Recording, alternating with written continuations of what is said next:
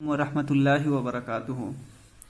عزیز طلبہ، ہم لوگ پڑھ رہے ہیں یہ معلم الانشاء اول، یہ اسی کی گھنٹی ہے اور پیریڈ ہے۔ آج ہم لوگوں کو پڑھنا ہے الدرس العشرون، نواسخ جملہ۔ کل اس کے بارے میں نحو کے حوالے سے بڑی تفصیل کے ساتھ بات آئی تھی، ویڈیو آپ لوگوں گروپ پہ پہنچ چکی ہے، وہاں جن لوگوں نے نہ دیکھا ہو دیکھیں۔ اور پھر آج اسی کے سلسلے میں، نواسخ جملہ کے سلسلے میں، جو ایک اختصار کے طور پر اس کتاب میں صاحب کتاب نے لکھا ہے، اس کو دیکھتے ہیں، اور تفصیل کل اس کی گزر چکی ہے۔ دیکھیے، الدرس العشرون، 20واں لیسن، نواسخ جملہ۔ کل اس کی وجہ تسمیہ اور یہ سب پوری بحث سامنے آئی تھی۔ آئیے دیکھتے ہیں، نواسخ جملہ کی بحث تم نے نحو کی کتابوں میں پڑھی ہوگی۔ کیا بتا رہے ہیں کہ نواسخ جملہ کی بحث تم نے نحو کی کتاب میں پڑھی ہوگی۔ یہ جملہ اسمیہ پر داخل ہوتے ہیں، یہ جملہ اسمیہ پر داخل ہوتے ہیں۔ کون؟ یہی نواسخ جتنے ہیں، یہ جملہ اسمیہ پر آتے ہیں، اور کیا کرتے ہیں؟ مبتدا و خبر کا اعراب بدل دیتے ہیں، اس کا اعراب الٹ پلٹ دیتے ہیں، ٹھیک ہے؟ اسی لیے ان کو نواسخ جملہ یعنی جملے کو منسوخ کرنے والا کہتے ہیں۔ اسی لیے ان کو نواسخ جملہ یعنی جملے کو منسوخ کرنے والا کہتے ہیں۔ تو نواسخ جملہ کی بحث تم نے نحو کی کتابوں میں پڑھی ہوگی۔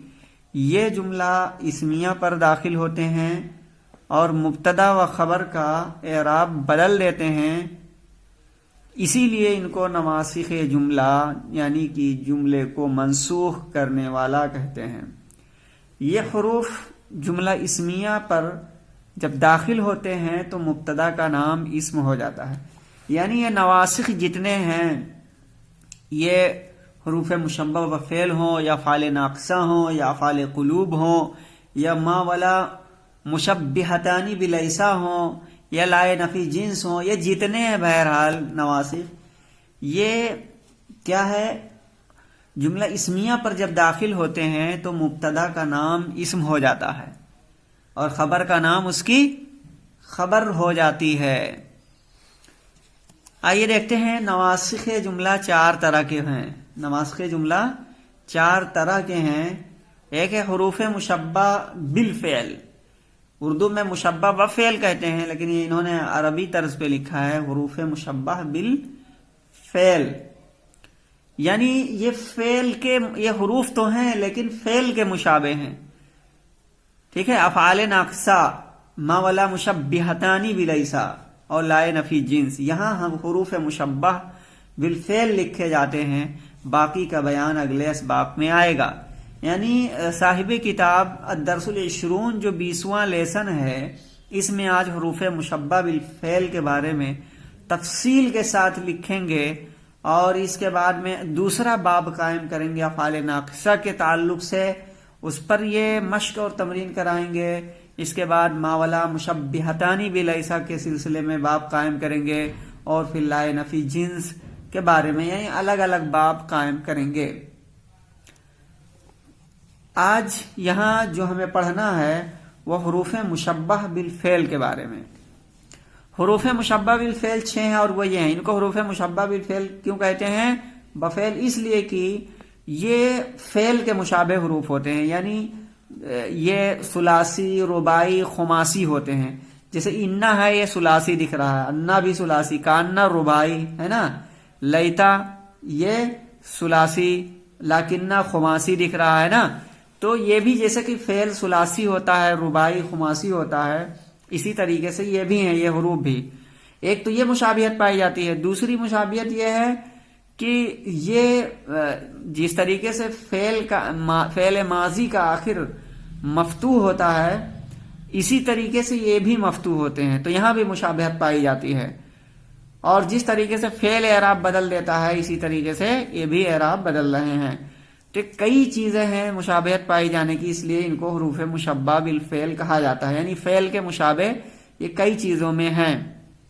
ایک تو ثلاثی رباعی خماسی ہونے میں، دوسرے آخر میں مفتوح ہونے کی وجہ سے جیسا کہ فعل ماضی ہوتا ہے، اور اعراب بدلنے میں۔ یہ مشابہت قریباً فعل کے ساتھ بہت ہے، اس لیے ان کو حروف مشبہ بالفعل کہتے ہیں۔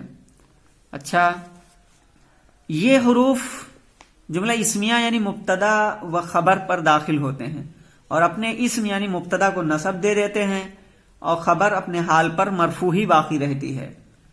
ان کو مشبہ بالفعل اس لیے کہتے ہیں کہ فعل کی طرح یہ بھی ایک اسم یعنی مبتدا کو نصب اور دوسرے اسم یعنی خبر کو رفع دیتے ہیں۔ اب ہر ایک کے معنی الگ الگ بتائیں گے، ٹھیک ہے؟ ہر ایک کے معنی بتائیں گے اور استعمال بتائیں گے مثال دے دے کر کے۔ آئیے دیکھتے ہیں، کہہ رہے ہیں کہ انا اور انا جملہ میں تاکید و تحقیق کے معنی پیدا کرتے ہیں۔ کیا معنی پیدا کرتے ہیں؟ ہاں، تاکید اور تحقیق کے معنی پیدا کرتے ہیں، جیسے ان زیدن قائم، بے شک زید کھڑا ہے، یعنی تاکید کے ساتھ کہہ رہا ہے۔ اگر کوئی کہے زید کھڑا ہے تو اس میں شک ہو سکتا ہے کہ نہیں، لیکن جب کہے بے شک زید کھڑا ہے تو اس سے ہوا کہ نہ کھڑے ہونے کی جو بات ذہن میں آ سکتی تھی وہ دور ہو گئی۔ واقعی زید کھڑا ہے، بے شک زید کھڑا ہے، یقیناً زید کھڑا ہے، یہ تاکید کے معنی ان دے گا۔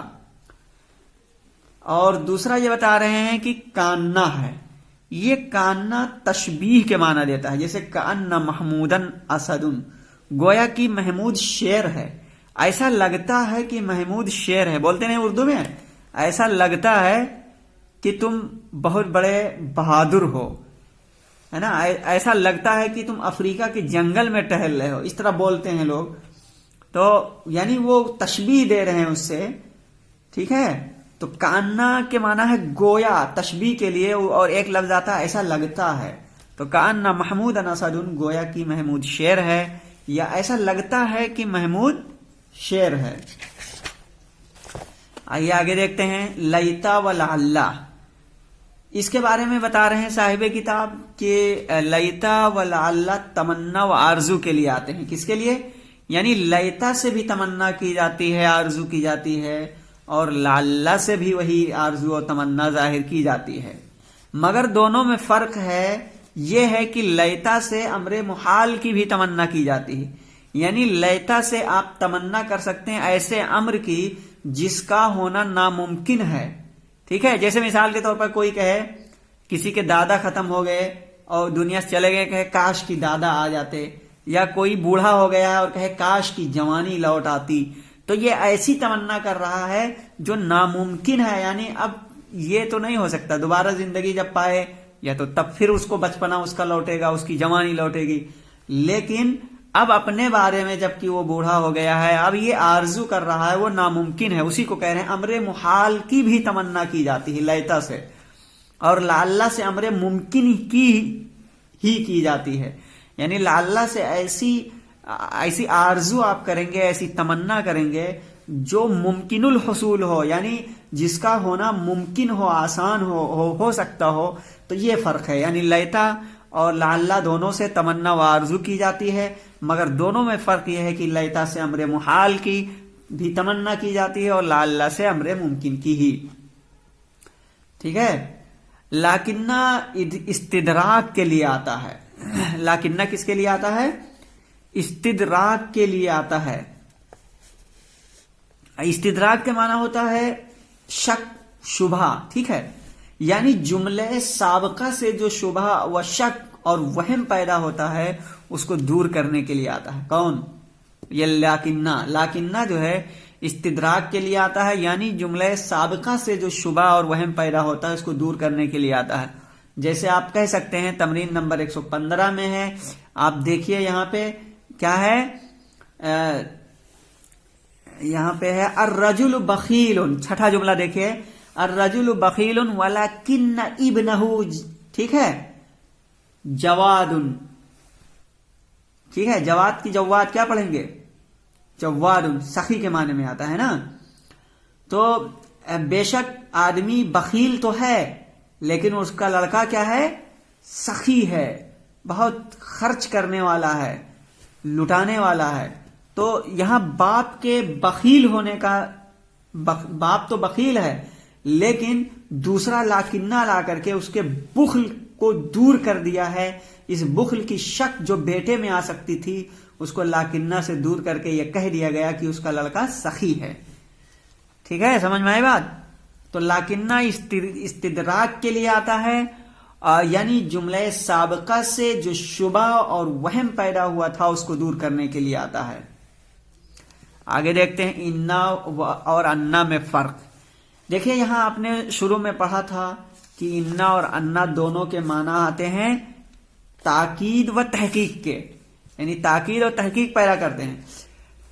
لیکن اب اس میں کہہ رہے ہیں کہ انا انا میں فرق کیا ہے. انا ماں اپنے معمول کے مصدر کے معنی میں مؤول ہوتا ہے، مصدر کے معنی میں مؤول ہوتا ہے. اس سے سمجھ میں آئی کچھ بات کی نہیں؟ بولیے. ماں معمول کے مصدر کے معنی میں مؤول ہوتا ہے. کل کیا سمجھایا گیا تھا؟ کوئی بتائے، بولیے بتائیے کیا سمجھے اس سے، بولیے بتائیے. نہیں بتائیں گے؟ انا اور انا کے استعمال میں فرق یہ ہے کہ انا ہے نا ماں اپنے معمول کے مصدر کے معنی میں مؤول ہوتا ہے اور اس طرح دوسرے جملے کا جز بن جاتا ہے. جیسے علمت انک ذاہب، یعنی علمت ذہابک. تو یہاں پہ دیکھیے یہ علمت ہے، یہ فعل بفاعل ہے نا. اب یہ انک ذاہب یہ پورا مل کر کے یہ انا جز ہو کر کے یہ مفعول بن جائے گا علیمہ کا. ٹھیک ہے، تو یہ کیا ہے؟ مفعول بن جائے گا. اور کبھی کبھی یہ مؤول ہو کر کے فاعل بن جاتا ہے یا اور کوئی جز بن جاتا ہے.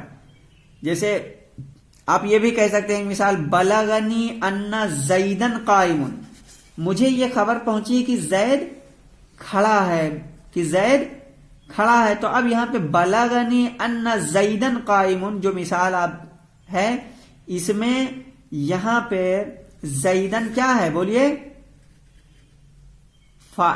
بتائیے کیا ہوگا؟ بلغنی ان زیدن قائم، مجھے یہ خبر پہنچی کہ زید کھڑا ہے. تو ان زیدن قائم یہ مؤول ہو کر کے یہ فاعل بن جائے گا، ہے نا. اور اسی طرح علمت ان زیدن فاضل یا علمت انک ذاہب.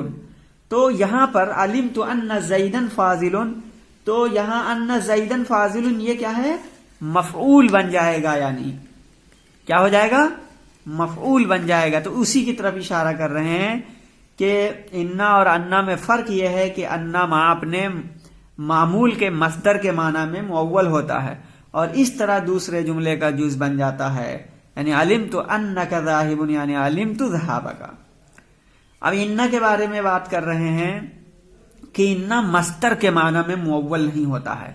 انا جو ہے انا تو ہو جاتا ہے لیکن انا مصدر کے معنی میں نہیں مؤول ہوتا ہے اور نہ کسی دوسرے جملے کا جز بنتا ہے، بلکہ یہ مستقل جملہ پر ہوتا ہے، مستقل جملے پر آتا ہے. جیسے ان اللہ علی کل شیء قدیر، بے شک اللہ تعالیٰ ہر چیز پر قادر ہے. تو یہاں دیکھیے مستقل جملے پر آیا ہے، ایسا نہیں کہ کسی جملے کا جز بن جائے یہاں کی طرح کہ ابھی جیسا کہ مثال آئی آپ کے سامنے بلغنی ان زیدن قائم وعلمت ان زیدن فاضل. تو یہاں بلغنی ان زیدن قائم، یہاں پہ یہ جز بن گیا ان زیدن قائم. یہ کیا ہے؟ بلغنی جو فعل ہے یہ پورا جز ہو کر کے اس کا فاعل بن جائے گا. اور علمت ان زیدن فاضل، یہاں پہ ان زیدن فاضل یہ اپنے جز سے ہو کر کے یہ مفعول بن جائے گا علمت کا. تو اس طریقے سے یہ انا تو یہ ہو سکتا ہے لیکن انا ایسا نہیں ہے، بلکہ وہ ایک مستقل جملے پر آتا ہے. یہی چیز بتا رہے ہیں.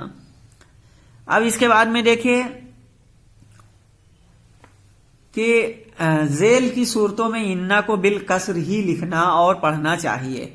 یعنی نیچے کچھ صورتیں بتا رہے ہیں وہاں پہ انا آپ کسرہ کے ساتھ پڑھیں گے، انا یا انا وغیرہ نہیں پڑھیں گے. انا تو نہیں پڑھیں گے، انا رہے گا ہر حال میں. ٹھیک ہے, تو دیکھیں وہ کون کون صورتیں ہیں. نمبر 1 کہہ رہے ہیں کہ جب کی شروع کلام میں ہو, جیسے ان الحر شدید, واقعی سخت گرمی ہے, بے شک گرمی سخت ہے. تو یہاں دیکھیے الحر شدید یہ مبتدا خبر پر آیا, یعنی کہ جملے کے شروع میں آیا ہے, تو انا ہی رہے گا, انا یہاں پڑھنا درست نہیں ہوگا. نمبر 2 بتا رہے ہیں کہ انا ہی رہے گا دوسری جگہ کب, جبکہ قولن اور قولن کے مشتقات کے بعد ہو. جیسے قالا یہ کیا ہے, قول سے نکلا ہے, قوالا سے تھے. ٹھیک ہے, تو قالا قولن کا یہ مشتقات ہے. اسی طریقے سے قیلا ہے, اس کے مشتقات میں قل ہو جائے گا, قائلن ہو جائے گا, مقولن ہو جائے گا. یہ سب قولا, یہ سب قولن کے مشتقات ہوں گے. تو جب کہ قولن اور قولن کے مشتقات کے بعد ہو یعنی انا, تو وہاں بھی کسرہ کے ساتھ رہے گا. جیسے قل ان الحق واضح, یہاں قل دیکھیے قولن سے یہ مشتق ہے نکلا ہے, اس لیے یہ انا ہے یہاں پہ. اور کہاں پہ یہ ہے انا کسرہ کے ساتھ رہے گا, کہنے جب کہ صلہ کے شروع میں ہو, صلہ ہو اس کے شروع میں ہو تو وہاں بھی رہے گا. جسے زرت الذی انی اجلہ جاء الذین ان مجیئہم یسرنی. تو یہاں دیکھیے زرت الذی انی اجلہ, یہاں الذی کے بعد میں انی آیا صلہ کے بعد میں, اس لیے یہ کیا, ہاں یہ الذی اس میں موصول ہے اور یہ صلہ ہے اس کے بعد میں. انی اجلہ, جلہ یہ صلہ ہوگا اس کی طرف. تو یہاں پہ دیکھیے اس کے شروع میں آیا ہے, جبکہ صلہ کے شروع میں ہو تو اجلہ یہ صلہ ہے اور اس کے شروع میں انی آیا ہے, اس لیے یہ انی ہی رہے گا. تو 3 صورتیں ہوئی, یعنی جبکہ صدر کلام میں ہو, شروع کلام میں ہو, اور جبکہ قولن یا اس کے مشتقات کے بعد میں واقع ہو, اور نمبر 3 جبکہ صلہ کے شروع میں ہو. اسی طریقے سے دوسری مثال ہے الذین ان مجیئہم یسرنی, کہ آئے وہ لوگ ان مجیئہم یسرنی جن کا آنا مجھے خوشی دیتا ہے. ٹھیک ہے, آئے وہ لوگ کہ جن کا آنا مجھے خوشی ہوتا, آئے وہ لوگ کہ بے شک جن کے آنے سے مجھے خوشی ہوتی ہے. یا زرت الذی انی اجلہ, اور میں نے زیارت کی ان کی, ٹھیک ہے, جن کی میں اکرام کرتا ہوں. تو یہ انی کہاں کہاں پڑھا ہے, یہ 3 جگہ بتا دیا. اچھا اب انا کے بارے میں بتا رہے ہیں, انا کے بارے میں تو جان گئے کہاں کہاں پڑھنا ہے. انا کے بارے میں بتا رہے ہیں. انا جیسا کہ بتایا گیا ہے کہ وسط کلام میں آتا ہے. کہاں آتا ہے, یعنی جملے کے بیچ میں آتا ہے, علیمہ کے بعد اور مذکورہ والا صورتوں کے علاوہ.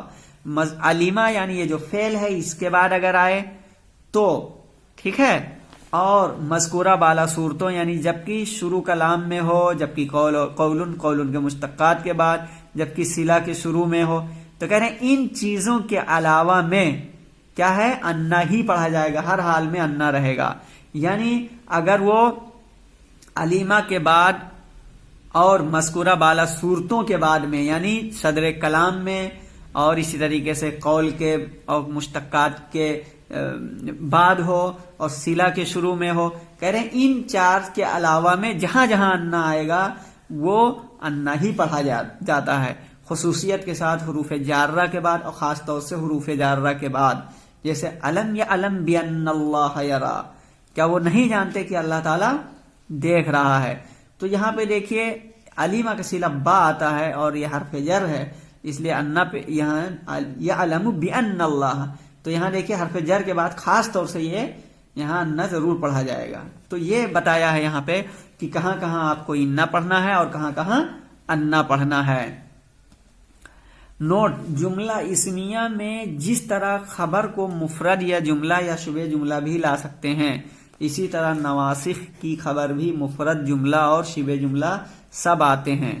اس میں یہ بتا رہے ہیں کہ جملہ اسمیہ میں جس طرح خبر یعنی مبتدا کی خبر جس طریقے سے آپ واحد بھی لا سکتے ہیں, مثال کے طور پر زید قائم, ٹھیک ہے.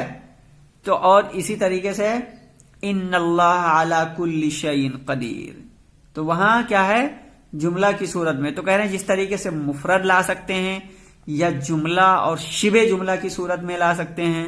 شبہ جملہ سے مراد جار مجرور ظرف زمان و مکان ہے نا, شبہ جملہ بھی لا سکتے ہیں. اسی طرح نواسخ کی خبر بھی مفرد جملہ اور شبہ جملہ سب آتے ہیں, جیسے ان اللہ یرزق العباد, یہاں جملے کی صورت میں آیا ہے. یہاں دیکھیے اللہ کیا ہے، اسم ہے، انا کا مبتدا ہے، اسم ہے یرزق العبادہ. یہ یرزق فعل بفاعل اور العبادہ مفعول، یہ سب پورا مل کر کے جملہ کے حکم میں ہو کر کے نکرہ ہوگا، اور مبتدا چونکہ معرفہ ہوتا ہے اور خبر نکرہ ہوتی ہے. پھر یہ اللہ جو ہے انا کا اسم ہو جائے گا، یرزق العبادہ یہ خبر ہو جائے گی. تو اس طریقے سے عزیز طلبہ یہ بحث پوری ہوئی ہے. امید ہے کہ آپ سمجھ گئے ہوں گے. اس کو بار بار پڑھیے، ویڈیو دیکھیے اور سمجھنے کی کوشش کیجیے. اگر نہ سمجھ میں آیا پھر پوچھ سکتے ہیں. کل آپ لوگوں کو تمرین نمبر 15 اور تمرین نمبر 16، تمرین نمبر 15 پورے یہ کر کے لانے ہیں 12، اور تمرین نمبر 16 کے 5 جملے آپ کو کر کے لانے ہوں گے. آج کے لیے بس اتنا ہی، پھر ملیں گے اگلی ویڈیو میں. السلام علیکم ورحمۃ اللہ وبرکاتہ.